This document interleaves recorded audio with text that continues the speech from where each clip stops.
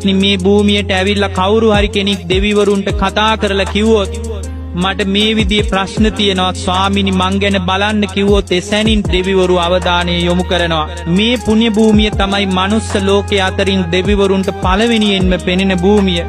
වන්දනා නොකලත් මේ පුණ්‍ය භූමියේදී මේ මහා සෑය දිහා බලාගෙන හිටියත් කුසල් වැඩෙනවා. ජීවමාන බුදුරජාණන් වහන්සේ උන්වහන්සේගේ අනුහසට මේ ඉදිවුන මේ සෑය දිහා බලාගෙන හිටියත් අප්‍රමාණව කුසල් දහම් වැඩෙනවා.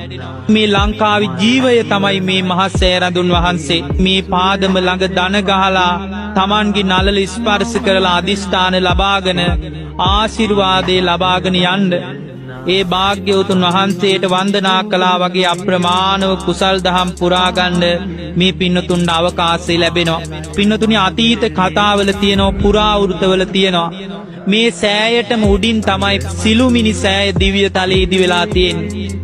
ඒ සිළුමිණි සෑයට උඩින් බ්‍රහ්ම තලයේදී උණු සළුමිණි සෑය තියෙනවා.